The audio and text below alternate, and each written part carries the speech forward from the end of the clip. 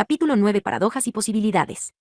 Cada ataque contra la interpretación de Copenhague ha reforzado su posición. Cuando pensadores de la talla de Einstein tratan de poner de manifiesto los defectos de una teoría, pero los defensores de esta logran refutar los argumentos de los atacantes, la teoría debe emerger con mayor firmeza tras la prueba. La interpretación de Copenhague es definitivamente correcta, puesto que funciona. Cualquier otra mejor interpretación de las reglas cuánticas debe incluir a la de Copenhague como un punto de vista operativo que permite a los experimentalistas predecir el resultado de sus experimentos, al menos en un sentido estadístico, y que sirve para que los ingenieros diseñen sistemas con láseres, ordenadores y demás. No vale la pena mencionar todo el trabajo de fundamentación que se produjo como resultado de la refutación de todas las contrapropuestas a la interpretación de Copenhague. Esta tarea ha sido muy bien realizada por otros. No obstante, quizá convenga señalar un punto importante que menciona Heisenberg en su libro Physics and Philosophy, del año 1958. Todas las contrapropuestas, señalaba Heisenberg, se ven obligadas a sacrificar la simetría esencial de la teoría cuántica, por ejemplo, la simetría entre ondas y partículas o entre posición y velocidad. Entonces, se puede suponer razonadamente que la interpretación de Copenhague no puede evitarse si estas propiedades de simetría resultan ser una característica genuina de la naturaleza, y, por ahora, cada experimento realizado confirma este punto de vista, página 128. Existe una variación más refinada de la interpretación de Copenhague, no una refutación o contrapropuesta, que desde luego incluye esta simetría esencial. Esta imagen quizá más asequible de la realidad cuántica será descrita en el capítulo 11. Sin embargo, no es sorprendente que Heisenberg la ignorara en su libro publicado en 1958, ya que el nuevo modelo empezó a desarrollarse en esa época, de la mano de un estudiante de doctorado en los Estados Unidos. Antes de exponer tal contribución, sin embargo, es mejor exponer cómo la combinación de teoría y experimentos han llegado a establecer en 1982, fuera de toda duda, la validez de la interpretación de Copenhague como punto de vista operativo de la realidad cuántica. La historia comienza con Einstein y acaba en un laboratorio de física en París, más de 50 años después. Es una de las grandes historias de la ciencia. El reloj en la caja. El gran debate entre Bohr y Einstein sobre la interpretación de la teoría cuántica comenzó en 1927 en el quinto Congreso Solvay y continuó hasta la muerte de Einstein en 1955. Einstein, además, mantuvo una correspondencia continua con Born sobre el mismo tema, de la que pueden extraerse importantes conclusiones del debate a través de la lectura de The Born-Einstein Letters. La polémica se centró en torno a una serie de testes imaginarios de las predicciones de la interpretación de Copenhague, no mediante experimentos reales llevados a cabo en el laboratorio, sino mediante experimentos imaginarios. El juego consistía en que Einstein trataba de diseñar un experimento en el que sería teóricamente posible medir dos magnitudes físicas complementarias simultáneamente, la posición y el momento de una partícula, o su energía exacta en un preciso instante. Por ejemplo, Bohr y Born trataban de demostrar entonces cómo el experimento imaginado por Einstein no podía llevarse a cabo, en la forma requerida para socavar los cimientos de la teoría. Un ejemplo, el experimento del reloj en la caja, servirá para ilustrar cómo iba este juego científico. Imagínese una caja, en palabras de Einstein, con un agujero en una de sus paredes cubierto por un obturador que se abre y se cierra mediante el control, ejercido por un reloj que se encuentra en el interior de la caja. Además del reloj y del mecanismo del obturador, la caja está plena de radiación. Dispóngase el aparato de forma que, en un preciso instante de tiempo, previamente determinado, el obturador se abre y permite la salida de un fotón antes de volverse a cerrar. Pésese la caja, tanto antes como después de la salida del fotón. En virtud de la equivalencia entre masa y energía, la diferencia entre las dos pesadas suministra la energía de fotón ausente. De esta forma se conoce la energía exacta del fotón y el instante preciso en que atravesó el agujero, lo cual proporciona una refutación del principio de incertidumbre. Fig. 9a1. El experimento del reloj en la caja. La parafernalia que se necesita para que el experimento funcione, pesas, muelles, etc., hace siempre imposible eliminar la incertidumbre en la medida simultánea de la energía y del tiempo. Véase el texto. Bohr, como siempre ante este tipo de argumentos, acertaba de pleno tras considerar los detalles prácticos que podían hacer viables las mediciones. La caja ha de pesarse, por lo que debe estar suspendida mediante un resorte, por ejemplo, en un campo gravitatorio. La marcha del reloj depende de su posición en el campo gravitatorio, como el mismo Einstein había establecido en su teoría de la relatividad. Cuando el fotón se escapa, el reloj se mueve, tanto porque a causa de la variación de peso el resorte se contrae, como en virtud del retroceso causado por el fotón. Como su posición puede cambiar, existe cierta incertidumbre en su localización en el campo gravitatorio y, como consecuencia de ella, cierta incertidumbre en la marcha del reloj. Incluso si se añade un pequeño peso a la caja para situar el resorte en su posición original, y se mide este peso extra para determinar la energía del fotón, no se pasa de lograr una reducción de la incertidumbre dentro de los límites permitidos por la relación de Heisenberg, que en este caso es ET mayor que. Parece fuera de toda duda que Bohr estaba dispuesto de manera especial a refutar los argumentos de Einstein con la ayuda de las propias ecuaciones de la relatividad de Einstein. Los detalles de este y otros experimentos imaginados que aparecieron en el curso del debate Einstein-Bohr se pueden encontrar en el libro de Abraham Pais Satellis de Lord. Pais señala que no existe nada personal en la insistencia de Bohr en una descripción completa y detallada de los míticos experimentos, en este caso, los pesados tomillos que fijan la balanza, el resorte que permite medir la masa pero que debe permitir también el movimiento de la caja, el peso pequeño que debe añadirse, y todo lo demás. Los resultados de todos los experimentos tienen que ser interpretados en términos del lenguaje clásico, del lenguaje de la realidad cotidiana, y los instrumentos utilizados para medir deben ser descritos de esa misma forma. Se podría fijar la caja rígidamente de forma que no hubiera incertidumbre en su posición, pero entonces sería imposible medir el cambio de masa. El dilema de la incertidumbre surge al tratar de expresar ideas cuánticas con el lenguaje ordinario, y es por eso que Bohr señaló la importancia de los tornillos y de las tuercas en los experimentos. La paradoja EPR. Einstein aceptó la crítica de Bohr de este y otros experimentos imaginados, y a principios de la década de los 30 presentó una nueva clase de testes imaginados de las reglas cuánticas. La idea básica subyacente en esta nueva tentativa consistía en utilizar la información experimental sobre una partícula para deducir propiedades, como la posición y el momento, de una segunda partícula. Esta versión del debate no llegó a ser resuelta en vida de Einstein, pero ya ha sido satisfactoriamente contrastada, no mediante un apropiado experimento imaginado, sino mediante un experimento real, de laboratorio. Una vez más, Bohr ha resultado ganador y Einstein derrotado. A principios de los años 30, la vida personal de Einstein pasó por un periodo de confusión. Tuvo que abandonar Alemania a causa de la amenaza de persecución por el régimen nazi. En 1933 se estableció en Princeton, y en diciembre de 1936 moría Elsa, su segunda esposa, tras una larga enfermedad. En medio de tanto contratiempo, él continuó preocupándose por la interpretación de la teoría cuántica, derrotado por los argumentos de Bohr pero sin quedar interiormente convencido por la interpretación de Copenhague. Con su inherente incertidumbre y con su falta de causalidad estricta, no podía ser esta la última palabra que sirviera como descripción válida del mundo real. Max Jammer ha descrito con exhaustivos detalles la evolución del pensamiento de Einstein acerca de este tema por aquella época, en The Philosophy of Quantum Mechanics. Se unieron varios cabos entre 1934 y 1935, cuando Einstein elaboró en Princeton junto con Boris Podolsky y Nathan Rosen un artículo en el que se presentaba lo que se conoce como la paradoja EPR, a pesar de que no describe ningún tipo de paradoja. 53. El punto básico es el siguiente. De acuerdo con Einstein y sus colaboradores, la interpretación de Copenhague debía considerarse como incompleta. En realidad existe algún mecanismo subyacente que opera en el universo y que solo da la apariencia de incertidumbre e impredictibilidad al nivel cuántico a través de variaciones estadísticas. De acuerdo con este punto de vista, existe una realidad objetiva, un mundo de partículas con momento y posición definidas simultáneamente de forma precisa aun cuando no estén sometidas a observación. Siguiendo a Einstein, Podolsky y Rosen, imagínese dos partículas en interacción que son separadas de forma que ya no interaccionan con nada más hasta que el observador decide investigar en torno a una de ellas. Cada partícula tiene su propio momento y está localizada en alguna posición en el espacio. Incluso con las reglas de la teoría cuántica es posible medir con absoluta precisión el momento total de las dos partículas y la distancia entre ellas, cuando se encontraban interaccionando. Cuando, mucho después, se decide medir el momento de una de las partículas, se conocerá automáticamente el momento de la otra, ya que el momento total no. 53. A Einstein. B. Podolsky and then Rosen. Can quantum mechanical description of physical reality be considered complete? Physical Review, volumen 47. Páginas 777, 780. 1935. El artículo figura entre los incluidos en el volumen Physical Reality, editado por S. Tolmin, Harper y Row, 1970.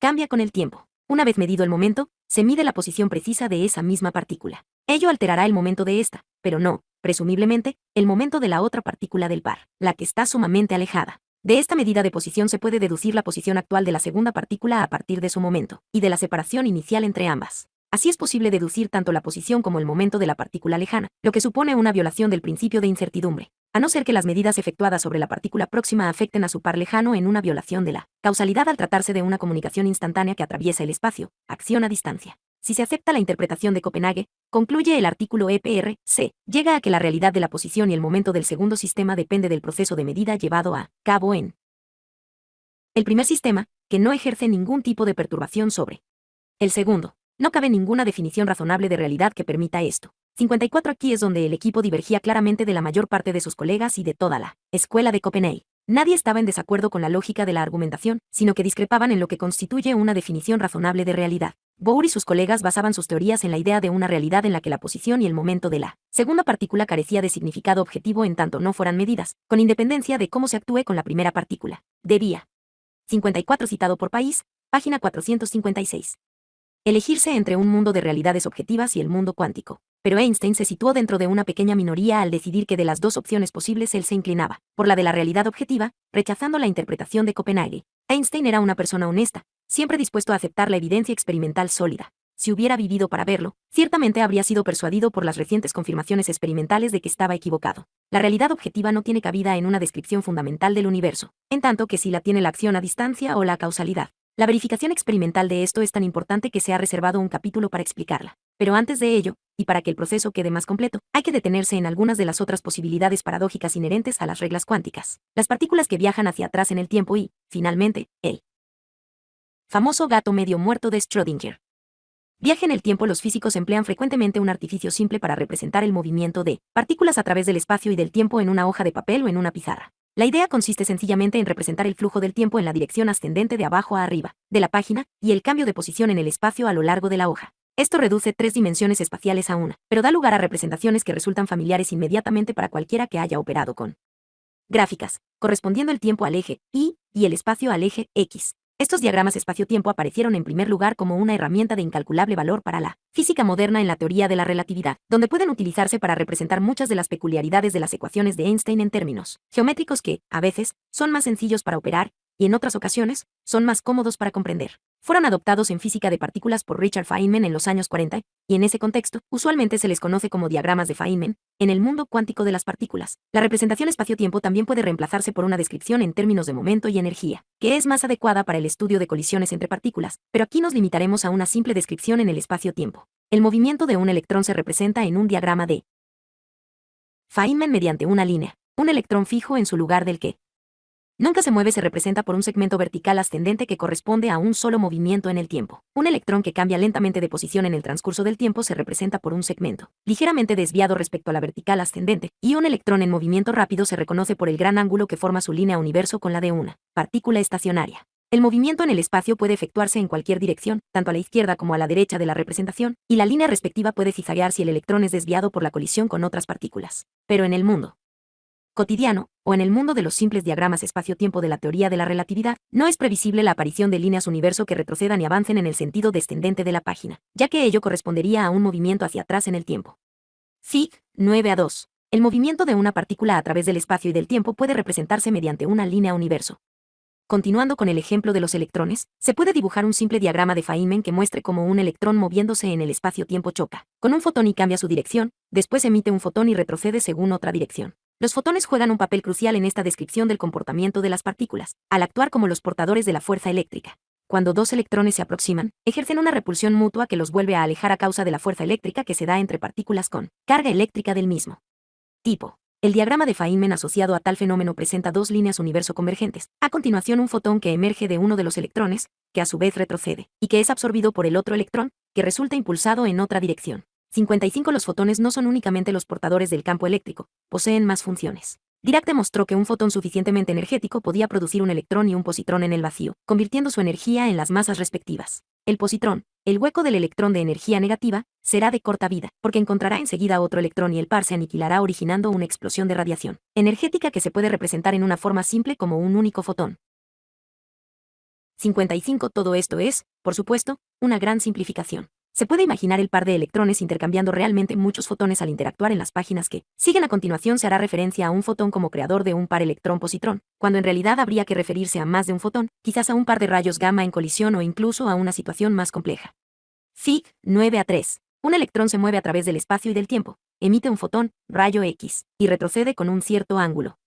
Otra vez, la interacción completa puede ser representada de forma simple en un diagrama de Feynman. Un fotón viajando por el espacio-tiempo crea espontáneamente un par electrón-positrón. El electrón sigue su camino, el positrón encuentra otro electrón y se aniquilan, apareciendo otro fotón en escena. Pero el descubrimiento que hizo Feynman en 1949 es que la descripción en el espacio-tiempo de un positrón moviéndose hacia adelante en el tiempo es exactamente equivalente a la misma descripción matemática de un electrón moviéndose hacia atrás en el tiempo a lo largo de la misma línea en el diagrama de Feynman.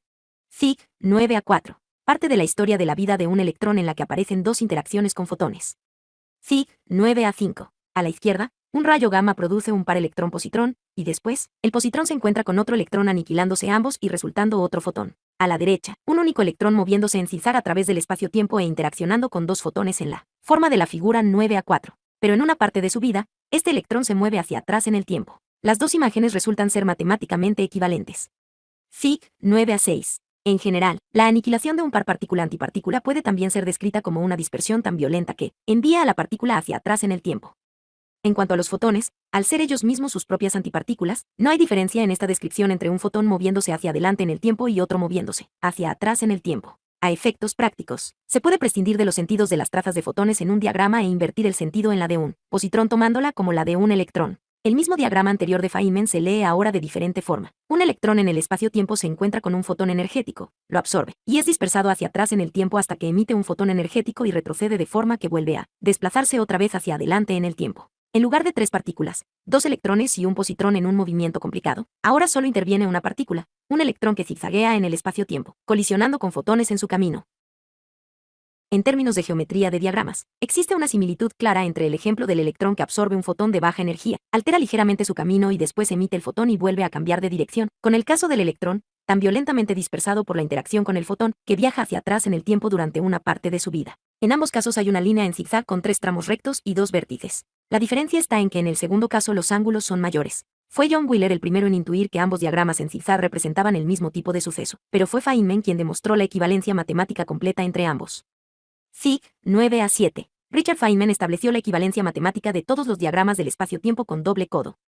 En primer lugar, se mantuvo la idea de que el fotón era su propia antipartícula, por lo que era factible no tener en cuenta la orientación de las trazas del fotón. Un fotón yendo hacia adelante en el tiempo es lo mismo que un antifotón yendo hacia atrás en el tiempo, pero un antifotón es un fotón, de forma que un fotón yendo hacia adelante en el tiempo es lo mismo que un fotón yendo hacia atrás en el tiempo. ¿Resulta sorprendente? Debería serlo. Entre otras cosas, significa lo mismo decir que un átomo en un estado excitado tras emitir energía cae en el estado fundamental, que la energía electromagnética viajando hacia atrás en el tiempo llega hasta el átomo y origina la transición. Esto es un poco complicado de imaginar, porque ahora no se habla de un fotón individual moviéndose en línea recta por el espacio, sino de una superficie esférica creciente de energía electromagnética, de un frente de onda propagándose en todas las direcciones que parten del átomo y sufriendo distorsiones y dispersiones en su avance. La inversión de esta imagen produce un universo en el que un frente de onda perfectamente esférico centrado en el átomo en cuestión ha de ser creado por el universo y tras una serie de procesos de dispersión ha de converger en ese átomo concreto.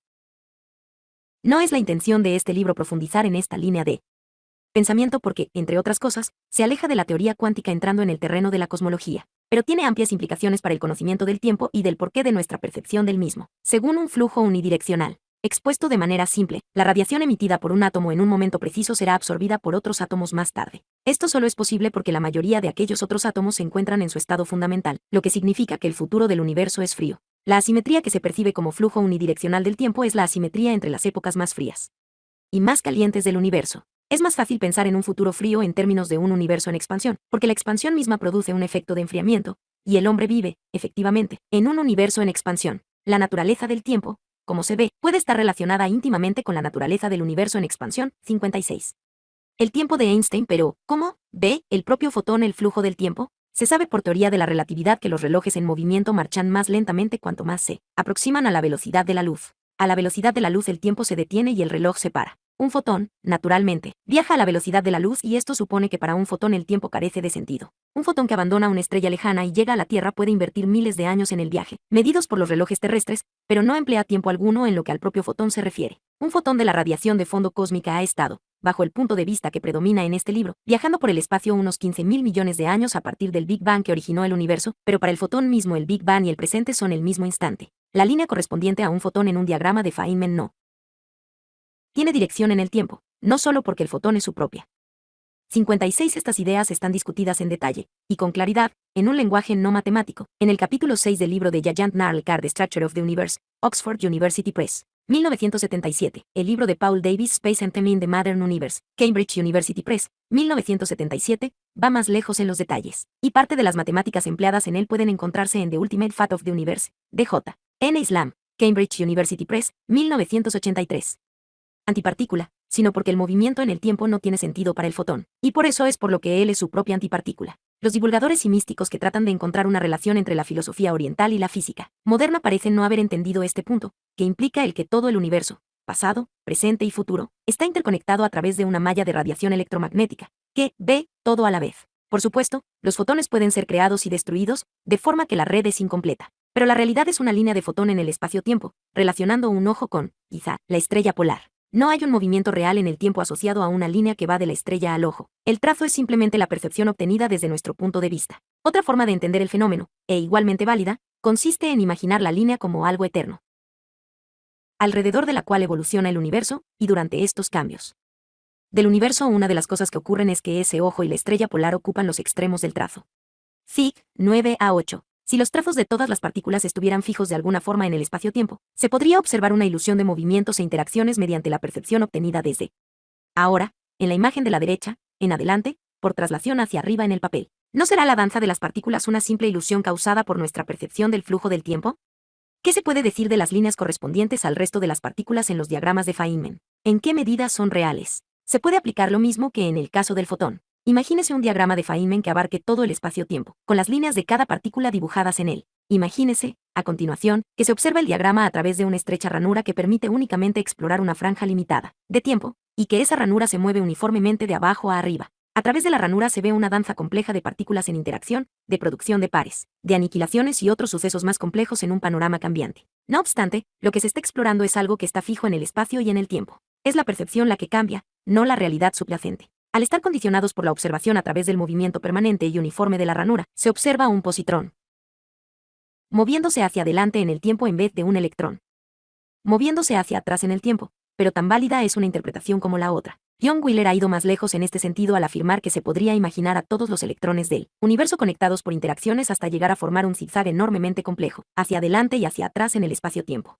Esta visión tuvo gran influencia en el trabajo definitivo de Feynman, era la imagen de un único electrón yendo constantemente de un lado para otro, de acá para allá en el espacio-tiempo, hasta tejer una rica tapicería que quizá contenga todos los electrones y positrones del mundo. 57. En esta imagen cualquier electrón en cualquier estado no sería sino un segmento diferente de una única línea universo, la del único electrón real. Esta idea no parece razonable en nuestro universo. Si lo fuera habría que encontrar tantos segmentos invertidos de la línea universo, tantos positrones, como segmentos en el sentido correcto, o sea electrones. La idea de una realidad fija, siendo la percepción el único dato cambiante, probablemente tampoco encaja a este nivel simple. ¿Cómo puede reconciliarse con el principio de incertidumbre? 58. Sin embargo, el conjunto de estas ideas supone una mejor comprensión de la naturaleza del tiempo que la proporcionada por nuestra experiencia cotidiana. El flujo del tiempo.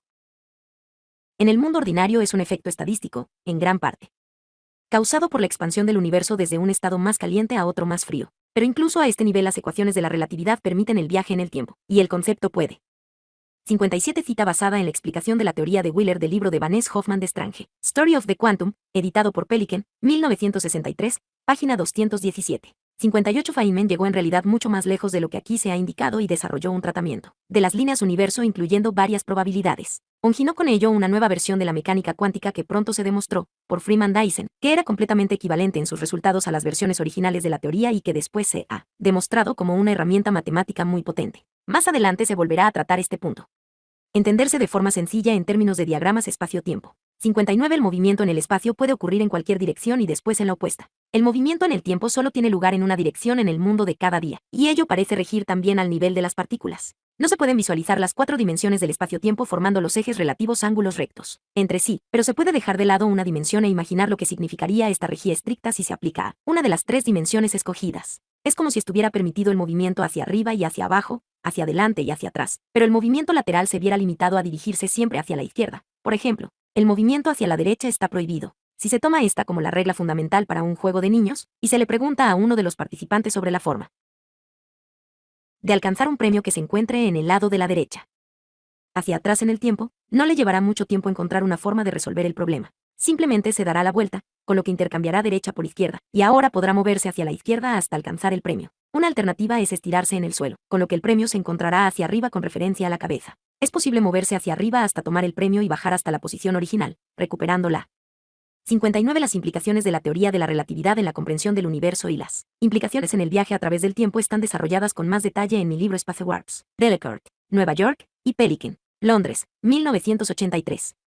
Orientación espacial inicial frente a los posibles espectadores. 60. La técnica permitida por la teoría de la relatividad para viajar en el tiempo es muy similar. Consiste en distorsionar la estructura del espacio-tiempo de forma que en una región local del espacio-tiempo el eje de tiempos apunte en una dirección equivalente a una de las 3 direcciones espaciales en la región del espacio-tiempo sin distorsión. Una de las direcciones espaciales asume el papel del tiempo, e intercambiando espacio y tiempo resulta así posible el viaje en el tiempo, tanto hacia adelante como hacia atrás. El matemático estadounidense Frank Tipler ha efectuado los cálculos que demuestran la posibilidad teórica de ese experimento. El espacio-tiempo se puede distorsionar mediante campos gravitatorios intensos, y la máquina del tiempo imaginaria de Tipler es un cilindro de enorme masa, conteniendo tanta materia como la que hay en nuestro Sol, almacenada en un volumen de 100 kilómetros de largo y 10 kilómetros de radio, tan denso como el núcleo del átomo, girando 2 veces por milisegundo y arrastrando consigo la estructura espacio-tiempo. La superficie del cilindro se movería a la mitad de la velocidad de la luz. Este es un ingenio, que ni el más loco de los inventores locos estaría dispuesto a montar en su trastero, pero lo importante es que ello sería viable bajo el punto de vista de todas las leyes de la física que hoy se conocen. Incluso existe un objeto en el universo que tiene la masa de nuestro Sol, la densidad de un núcleo atómico, y da una revolución completa cada una 5,60. Yo traté esto con unos cuantos chicos y con adultos, por separado. Aproximadamente la mitad de los primeros descubrieron el truco, pero muy pocos adultos lo encontraron. Aquellos que no lo descubrieron se quejaron de que eso era una trampa. El hecho es que, de acuerdo a las ecuaciones de Einstein, la naturaleza misma no está por encima de esta clase de trampas. Milisegundos, solo 3 veces más lento que la máquina del tiempo de Tipler. Se trata del pulsar del milisegundo, descubierto en 1982. Es altamente improbable que este objeto sea cilíndrico, ya que una rotación tan violenta probablemente le habrá aplanado hasta obtener una forma de torta. Aún así, debe existir una cierta distorsión muy peculiar en sus proximidades. Un viaje real en el tiempo puede no ser imposible, pero sí extremadamente difícil y muy, muy improbable. Esto, que podría representar el primer paso hacia el desastre, sin embargo, hace un poco más aceptable la normalidad del viaje en el tiempo a nivel cuántico. Tanto la teoría cuántica como la relatividad permiten el viaje en el tiempo, de una u otra forma. Y cualquier dato aceptable según ambas teorías, independientemente de lo paradójico que puede parecer, ha de tomarse en serio. El viaje en el tiempo es una parte integral de algunas de las características del mundo de las partículas elementales, donde, incluso si se es lo suficientemente rápido, puede obtenerse algo de nada.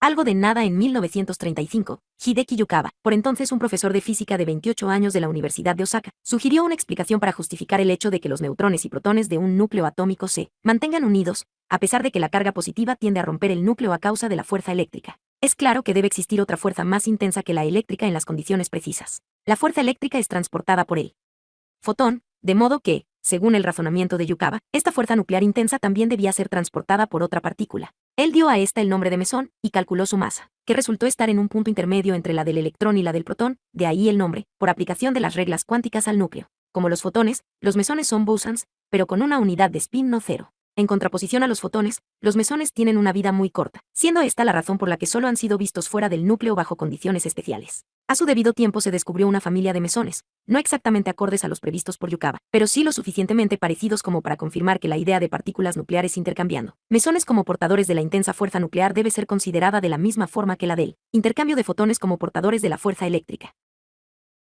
Yukawa, consecuentemente, recibió el Premio Nobel de Física en 1949. Preparado por Patricio Barros. Fig. 9a9. En un diagrama de Feynman, dos partículas interactúan intercambiando una tercera partícula. En este caso particular puede tratarse de dos electrones que intercambian un fotón y son repelidos mutuamente.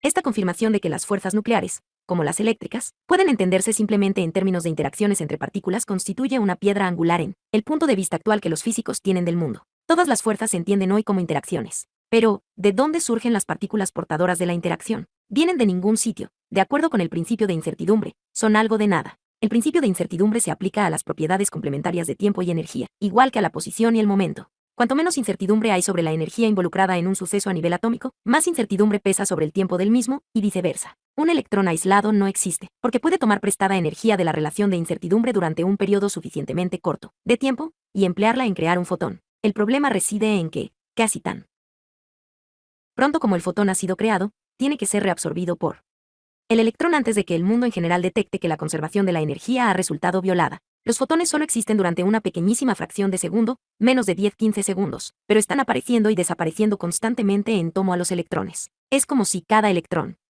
estuviera rodeado de una nube de fotones virtuales, que solo necesitan un ligero impulso, un poco de energía del exterior, para escapar transformándose en un fotón real. Un electrón que pasa de un estado excitado a otro nivel más bajo en un átomo suministra el excedente de energía a uno de sus fotones virtuales y le permite aparecer libre. Un electrón que absorbe energía lo que hace realmente es capturar un fotón libre. Y el mismo tipo de proceso proporciona la ligadura que mantiene unidos a todos los elementos del núcleo. Fig. 9a10. La vieja idea de la acción a distancia, a la izquierda, ha sido sustituida por la idea de partículas portadoras de fuerza. Fig. 9a11. Dos formas diferentes de entender la misma interacción entre partículas. Solo se cambia un neutrino incidente por un antineutrino emergente. Se trata de la desintegración beta, por la cual un neutrón se transforma en un protón, un electrón y un antineutrino. En términos más usuales se puede decir que, puesto que la masa y la energía son intercambiables, el alcance de una fuerza es inversamente proporcional a la masa de la partícula que proporciona la ligadura correspondiente, o a la masa de la más ligera, si es que hay más de una involucrada en el proceso. Como los fotones no tienen masa, el alcance de la fuerza electromagnética es, en teoría, infinito, aunque esta fuerza se hace infinitamente pequeña a distancias infinitas de la partícula cargada. Los hipotéticos mesones de Yukawa son de tan corto alcance, el de la interacción nuclear fuerte, que debían poseer una masa de 200 a 300 veces la masa del electrón. Los mesones implicados en dicha interacción fueron encontrados en la radiación cósmica en 1946, y se les conoce como mesones pi o piounas. El pión sin carga o pión neutro tiene una masa que es 264 veces a del electrón, y tanto el pión positivo como el negativo son 273 veces más pesados que el electrón. En números redondos los mesones tienen una masa que es aproximadamente un séptimo de la del protón. Dos protones se mantienen ligados en el núcleo a través del intercambio repetido de piounas con una masa que representa una fracción considerable de la propia masa del protón, sin que ello suponga una pérdida real de la masa de los protones.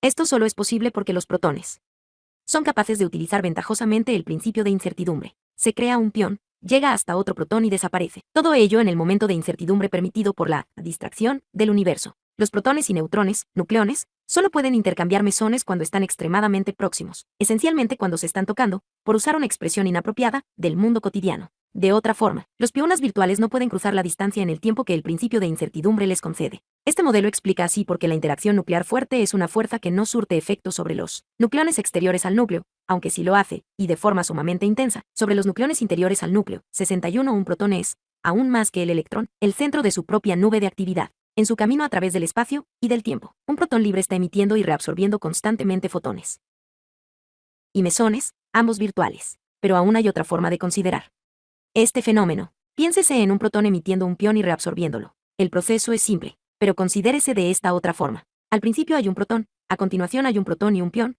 finalmente vuelve a haber un protón. Como los protones son partículas indistinguibles, se puede afirmar libremente que el primer protón desaparece, empleándose su energía, y un poco más prestada por el principio de incertidumbre, en la formación de un 61. En realidad Yukawa hizo sus cálculos pensando exactamente al revés. Él conocía el alcance de la interacción nuclear fuerte, y esto le permitió poner límites a la incertidumbre en el tiempo en las interacciones nucleares. Ello, a su vez, le proporcionó una idea del orden de magnitud de la energía, o de la masa, de las partículas que transportan la interacción. Pión y un nuevo protón. Poco después, ambas partículas colisionan y desaparecen, creándose un tercer fotón en el proceso y restaurando el balance energético del universo. ¿Y por qué detenerse aquí? ¿Por qué no puede el protón original ceder su energía, y con un poco más, crear un neutrón y un pión cargado positivamente? Es posible. ¿Y por qué, entonces, no puede un protón intercambiar este pión positivo con un neutrón de forma que el primero se convierta en un neutrón y el neutrón en un protón? También esto es posible, al igual que el proceso inverso según el cual los neutrones pasan a protones y aparecen piounas negativos. Fig. 9 a 12. Todas las fuerzas fundamentales pueden representarse en términos de intercambio de partículas. En estos ejemplos, dos partículas con masa no nula, m, interaccionan mediante el intercambio de un gravitón, g, y dos quarks interaccionan mediante el intercambio de un gluón. Fig. 9 a 13. La dirección del tiempo en estos diagramas se elige arbitrariamente. En el caso A, un neutrón y un protón moviéndose de abajo arriba interaccionan mediante el intercambio de un mesón. En el caso B, un neutrón y un antineutrón moviéndose de izquierda a derecha se aniquilan produciendo un mesón que, a su vez, se desintegra creando un par protón-antiprotón. Tales reacciones cruzadas muestran cómo los conceptos de fuerza y partículas son indistinguibles. A partir de aquí las cosas comienzan a complicarse, ya que no hay razón para detener el proceso. Un pión, a su vez, puede transformarse de manera análoga en un neutrón y en un antiprotón durante un corto intervalo de tiempo, antes de volver a su estado normal. Esto le puede suceder incluso a un pión virtual que, a su vez, forma parte de un diagrama de Feynman de un protón o de un neutrón. Un protón que sigue tranquilamente su camino puede estallar en un momento dado originando un enjambre de partículas virtuales, todas ellas en interacción, para luego volver a su estado original. Todas esas partículas virtuales pueden entenderse como combinación de otras partículas involucradas en lo que Fritjof Capra llama la danza cósmica. Y la historia no acaba aquí. Hasta ahora, no se ha conseguido algo de nada, aunque se ha logrado mucho de muy poco. Hay que llevar las cosas hasta los extremos. Fig. 9 a 14. Dos protones se repelen mutuamente mediante el intercambio de un pión. Fig. 9 a 15. Dos electrones interactúan mediante el intercambio de un fotón. Si existe una incertidumbre inherente a la energía asequible para una partícula en un corto espacio de tiempo, también se puede afirmar que existe una incertidumbre inherente acerca de si una partícula existe o no para un intervalo de tiempo suficientemente corto. Ciertas reglas supuestamente válidas tales como la conservación de la carga eléctrica y el balance entre partículas y antipartículas, originan que no exista nada que impida la aparición de una colección de partículas de la nada, su recombinación y la desaparición de todas ellas antes de que el universo en general se aperciba de la anormalidad. Un electrón y un positrón pueden emerger de nada, a condición de aniquilarse con la suficiente rapidez. Un protón y un antiprotón pueden hacer lo mismo. Estrictamente hablando, los electrones necesitan la ayuda de un fotón, como los protones la de un mesón, que complete el cuadro. Un fotón que no existe crea un par electrón-positrón que, a continuación, se aniquila produciendo el fotón que los originó. Recuérdese que, para el fotón, no hay distinción entre el futuro y el pasado. Alternativamente, un electrón puede imaginarse como persiguiendo a su propia cola en un remolino en el tiempo. Primero aparece emergiendo del vacío como un conejo del sombrero de un mago, después viaja hacia adelante en el tiempo durante un corto intervalo hasta darse cuenta de su error, reconociendo su propia falta de realidad, retrocede en el tiempo hasta el punto de partida. Allí, vuelve a cambiar de dirección, y así el lazo continúa, con la ayuda de un fotón. Se trata de un proceso de colisión a alta energía, en cada extremo del lazo. Fig. 9 a 16. Con la ayuda de un pión cargado, un neutrón se transforma en un protón mediante la interacción con un protón que se convierte en neutrón. Fig. 9 a 17. Un protón también puede crear un pión virtual, que será rápidamente reabsorbido. Fig. 9 a 18. La repulsión entre protones mediante el intercambio de pionas es más complicada de lo que parece en la figura. 9 a 14. De acuerdo con las mejores teorías acerca del comportamiento de las partículas elementales, el vacío es en sí mismo un hervidero de partículas virtuales, incluso cuando no hay partículas reales presentes. Y no se trata de una simple consecuencia de las ecuaciones, puesto que sin tener en cuenta el efecto de estas fluctuaciones del vacío no se obtienen los resultados correctos, en los problemas que afectan a las colisiones entre partículas. Ello supone una clara evidencia de que la teoría, basada directamente en las relaciones de incertidumbre, es correcta. Las partículas virtuales y las fluctuaciones del vacío son tan reales como el resto de la teoría cuántica, tan reales como la dualidad onda-corpúsculo, el principio de incertidumbre y la acción a distancia. En un mundo de tal naturaleza, no parece lógico, de ninguna manera, tachar de paradoja el problema del gato de Schrödinger. El gato de Schrödinger, la famosa paradoja acerca del gato, apareció impresa por primera vez en 1935, Naturwissenschaften, volumen 23, página 812. El mismo año que se publicó el artículo de E.P. Reinstein calificó la proposición de Schrödinger como la forma más bonita de mostrar el carácter incompleto de la representación ondulatoria de la materia como representación de la realidad 62 y junto con el argumento de E.P.R., la paradoja del gato aún se discute en teoría cuántica. Por el contrario de lo que sucede con la argumentación de E.P.R., no obstante, esta paradoja no ha sido resuelta de forma satisfactoria para todos. La idea que hay tras este experimento imaginado es muy simple. Schrödinger sugirió el considerar una caja que contiene una fuente radiactiva, un detector que registra la presencia de partículas radiactivas, un contador Geiger, por ejemplo, una botella de vidrio conteniendo un veneno como el cianuro, y un gato vivo. Se diseña el experimento de forma que el detector esté conectado el tiempo suficiente como para que exista una probabilidad del 50% de que uno de los átomos del material radiactivo se desintegre y el detector registre una partícula. Si el detector registra un suceso de este tipo, 62 véanse, por ejemplo, las cartas números 16 a 18 en la obra de Schrödinger Letters on Wave Mechanics. El recipiente de vidrio se rompe y el gato muere, si no, el gato vive. No hay forma de conocer el resultado del experimento hasta que se abre la caja y se mira en su interior. La desintegración radiactiva es un fenómeno aleatorio y es impredecible excepto en sentido estadístico. De acuerdo a la interpretación de Copenhague, igual que sucedía en el experimento de la doble rendija donde existía la misma probabilidad de que el electrón pasara por uno u otro de los agujeros y las dos posibilidades solapadas originaban una superposición de estados, en este caso las dos probabilidades iguales para la desintegración y para la no desintegración producirían una superposición de estados. El experimento entero, con el gato y los demás componentes, está basado en la regla de que la superposición es real hasta que se observa, y que únicamente en el instante de dicha observación la función de onda se colapsa en uno de los dos estados. En tanto que no se mire el interior de la caja, hay una muestra radiactiva que se ha desintegrado y no se ha desintegrado, un vaso con veneno que no está ni roto ni entero, y un gato que está muerto y vivo, y ni vivo ni muerto. Fig. 9 a 19, izquierda. Un neutrón puede transformarse brevemente en un protón y un pión cargado, siendo ambos rápidamente reagrupados. Fig. 9 a 20, derecha. Y un pión puede crear un par virtual neutrón-antiprotón durante un intervalo de tiempo igualmente breve.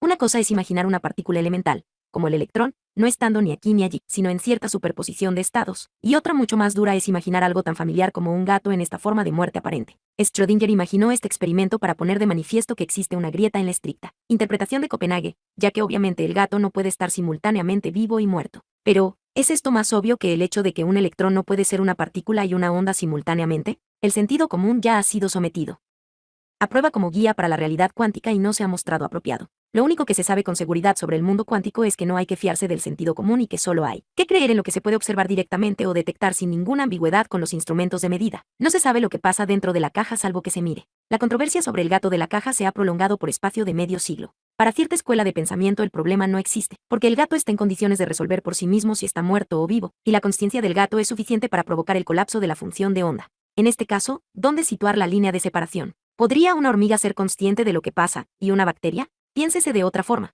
Puesto que se trata solo de un experimento imaginado, un ser humano voluntario puede ocupar el sitio del gato en la caja, al voluntario se le suele conocer como el amigo de Wigner por Eugene Wigner, un físico que se ocupó profundamente de posibles variaciones del experimento del gato en la caja y que, incidentalmente, es cuñado de Dirac. El ocupante de la caja es ahora un observador competente que tiene la capacidad mecánico-cuántica de colapsar funciones de onda. Si se abre la caja, y suponiendo que se tenga la suerte de encontrarle aún con vida, es seguro que él no explicará ninguna experiencia mística, sino simplemente que la fuente radiactiva no produjo partículas en el tiempo en cuestión. En cualquier caso, para los que se encuentran fuera de la caja, la única forma correcta de describir las condiciones en el interior de la misma es la de una superposición de estados, hasta que sea observada.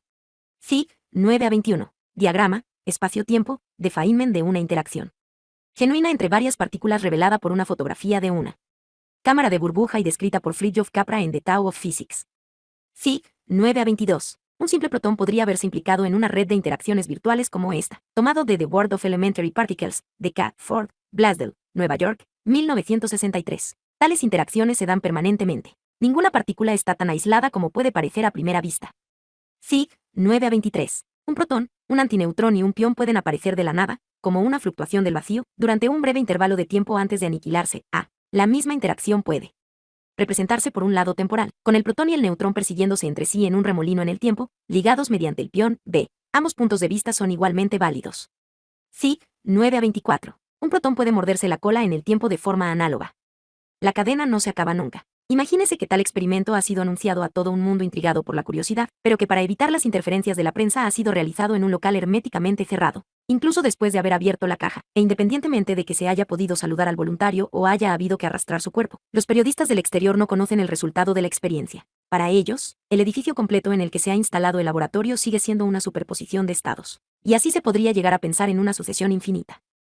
Supóngase ahora que se reemplaza al amigo de Wigner por un ordenador que pueda registrar la información sobre la ocurrencia de desintegración o sobre su ausencia. ¿Puede un ordenador colapsar la función de onda al menos dentro de la caja? ¿Por qué no? De acuerdo a otro punto de vista, lo que importa no es el reconocimiento humano del resultado del experimento, ni siquiera el de una criatura viva, sino el hecho de que el resultado de un suceso al nivel cuántico sea registrado o cause un impacto en el mundo macroscópico. El átomo radiactivo puede estar en una superposición de estados, pero en el momento que el contador Geiger observa los productos de desintegración, el átomo se ve conducido a un estado o al otro, ya sea al desintegrado o al no desintegrado. De modo que, al contrario del experimento imaginado de EPR, el experimento del gato en la caja realmente ofrece unas sugerencias paradójicas. No puede reconciliarse con la interpretación de Copenhague estricta sin aceptar la realidad de un gato vivo muerto. Y ello ha llevado a Wigner y a John Wheeler a considerar la posibilidad de que, debido a la regresión infinita de causa y efecto, el universo entero puede deber su existencia real únicamente al hecho de ser observado por seres inteligentes. La más paradójica de todas las posibilidades inherentes a la teoría cuántica es una teoría que desciende directamente de la constituida por el gato de Schrödinger y surge de lo que Wheeler llama un experimento de elección retardada. El universo partícipe Wheeler ha escrito un gran número de artículos sobre el significado de la teoría cuántica, en publicaciones diferentes, a lo largo de 4 décadas. 63. Quizá la exposición más clara de su concepto del universo partícipe está en su contribución en Some Strangeness in the Proportion, que son las actas, editadas por Harry Wolff, de un congreso celebrado en conmemoración del centenario del nacimiento de Einstein. En ese artículo, en el capítulo 22 del volumen, vuelve a contar la anécdota de una ocasión en la que se encontraba participando en el viejo juego de las 20 preguntas con un grupo de personas en una reunión de carácter social. Cuando le llegó a Wheeler el tumo fue enviado a una habitación y el resto de los asistentes se quedaron para decidir qué objeto elegían. Le tuvieron encerrado durante un tiempo, increíblemente largo, lo que seguramente se debía a que buscaban una palabra especialmente difícil o a que le estaban preparando alguna jugada.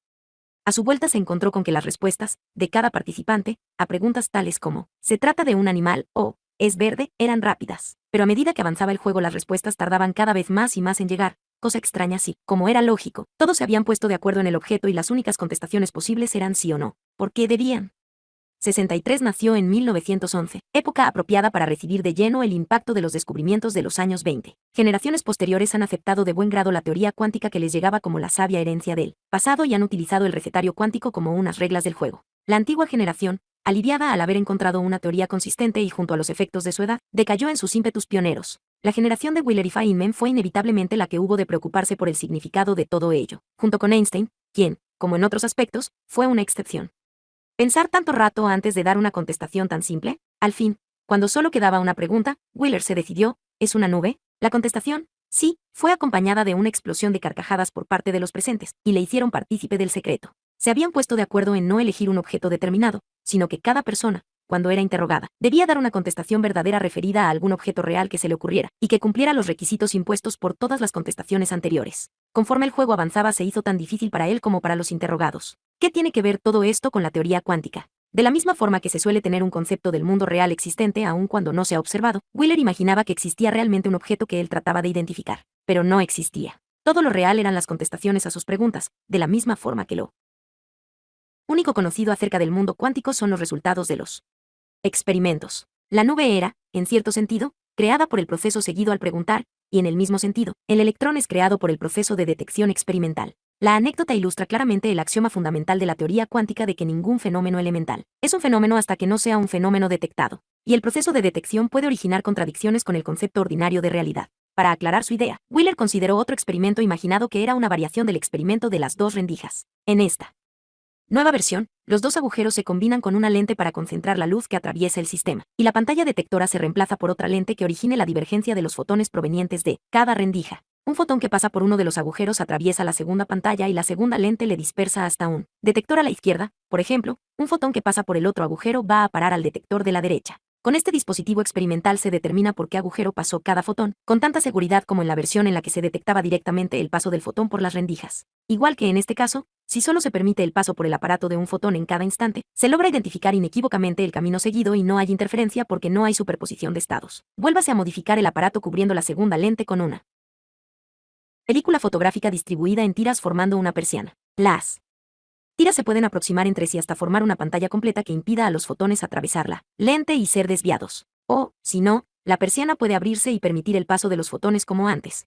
Cuando las tiras están perfectamente unidas, los fotones llegan a la pantalla igual que en el experimento de la doble rendija. No hay forma de asegurar por qué agujero pasó cada uno y, sin embargo, se obtiene una figura de interferencia como si cada fotón individual hubiera pasado por los dos agujeros a la vez. Ahora viene la sorpresa. Con el mismo dispositivo experimental, no hay por qué decidir si se va a abrir o a cerrar la persiana antes de que él. En busca del gato de Schrödinger www.librosmaravillosos.com John Grieving.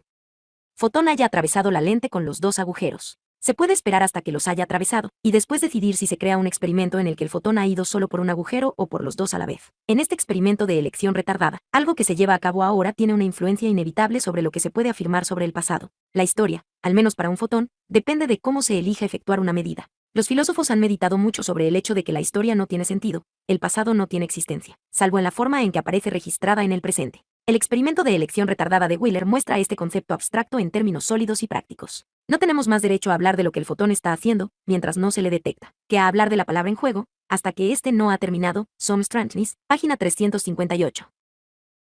¿Hasta dónde se puede llevar esta idea? Los cocineros cuánticos, al tiempo que construyen sus ordenadores y manipulan material genético, afirmarán que todo esto son especulaciones filosóficas y que ello no tiene sentido alguno en el mundo cotidiano, en el mundo macroscópico. Pero cada cosa del mundo macroscópico está constituida por partículas que obedecen las reglas cuánticas. Todo lo que se considera real está constituido por elementos que no pueden ser considerados como reales. ¿Qué otra cosa cabe sino afirmar que, de alguna manera, todo debe estar basado en la estadística de billones de tales actos con participación del observador? Fig. 9 a 25. El experimento de la doble rendija, con elección retardada, de Wheeler. Véase el texto.